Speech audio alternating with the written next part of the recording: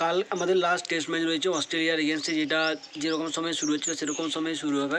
তো তার আগে ভারতীয় দল এবং অস্ট্রেলিয়ান দল অস্ট্রেলিয়ার প্রাইম মিনিস্টারের সাথে দেখা করতে গেছে এই নিয়ে দ্বিতীয়বার, কারণ এর আগেও একবার গিয়েছিল এই সিরিজে এবং কালকেও গিয়েছে, অর্থাৎ এই নিয়ে দ্বিতীয়বার ভারতীয় দল এবং অস্ট্রেলিয়ান দল অস্ট্রেলিয়ান প্রাইম মিনিস্টারের সাথে দেখা করছে। এটা একটা সেরকমই মুহূর্তে যেখানে যুদ্ধের আগে যুদ্ধ মেটানোর যে একটা প্রস্তাবনা থাকে দুটো দলেই নিয়ে আসে, তো সেরকমই একটা প্রস্তাবনার মতো হচ্ছে। এখানে অস্ট্রেলিয়ান প্রাইম মিনিস্টার হচ্ছে শান্তির দূত এবং বাকি দুটো টিম হচ্ছে দুই দিকের যোদ্ধা, এবং তারা কাল একে অপরের এগেনস্টে লড়াই শুরু করতে চলেছে, যেটা দীর্ঘ 5 দিন যাবৎ চলবে। এবং এই টেস্ট ম্যাচ বা এই লড়াইটা যেন একটা মজাদার লড়াই হয় এবং শেষ পর্যন্ত যেন বোঝাই না যায় কোন টিম জিততে চলেছে বা কোন টিম এই সিরিজে টপ করতে চলেছে বা বর্ডার গাভাস্কার ট্রফি নিজেদের নামে করতে চলেছে।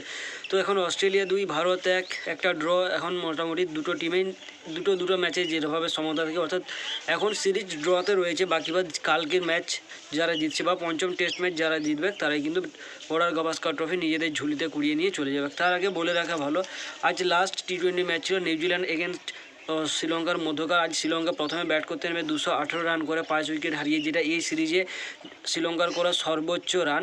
তো শ্রীলঙ্কার তরফ থেকে এই ম্যাচে সর্বোচ্চ রান করে কুশাল পেরেরা 101, কুশাল মেন্ডিস 22 এবং ক্যাপ্টেন আশালঙ্কা 46 রান করে। নিউজিল্যান্ডের তরফ থেকে যেই বল করে সে উইকেট পায়, অর্থাৎ Matt Henry 1 wicket, J Duffy 1 wicket, J fork 1 wicket, Mitchell Santner 1 wicket এবং ড্যারেল মিচেল 1 উইকেট নেয়।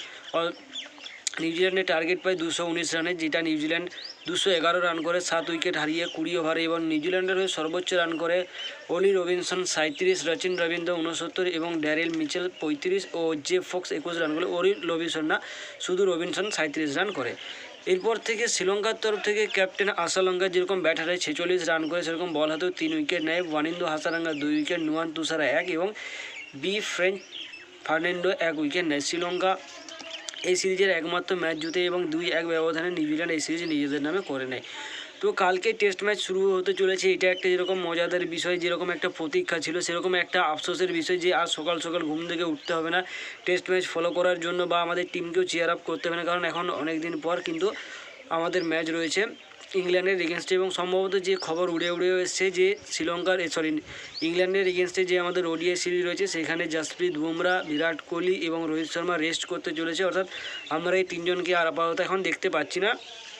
একদম আমরা দেখতে পাবো তাদেরকে চ্যাম্পিয়ন্স ট্রফিতে। এবং চ্যাম্পিয়ন্স ট্রফি যেহেতু হাইব্রিড মডেলে হবে সেটা একটা আলাদা বিষয়, সেটা এখন পরের কথা পরে হবে। কালকের ম্যাচে কি হবে, কতটা কি হতে চলেছে সেটা নিয়ে এখনই খুব চিন্তায় আছে সমস্ত ভারতীয় টেস্ট ক্রিকেটে যারা ফ্যান তারা তো চিন্তায় আছে, যেরকম আমি চিন্তায় আছি আজ রাতে ঘুম হবে কিনা এটা নিয়েও সন্দেহ আছে। তো কালকের টেস্ট ম্যাচ শুরু হতে চলেছে এবং কালকের পর থেকে এখন দীর্ঘ 4 দিন যাবত আমরা উদযাপন করতে চাইবো। তো দেখা যাক আমাদের টিম কতটা কি পারফরমেন্স দেয়, বিজিটি আমাদের হয় কিনা এবং WTCর রাস্তা আমাদের জন্য 1%ও খোলা থাকে কিনা।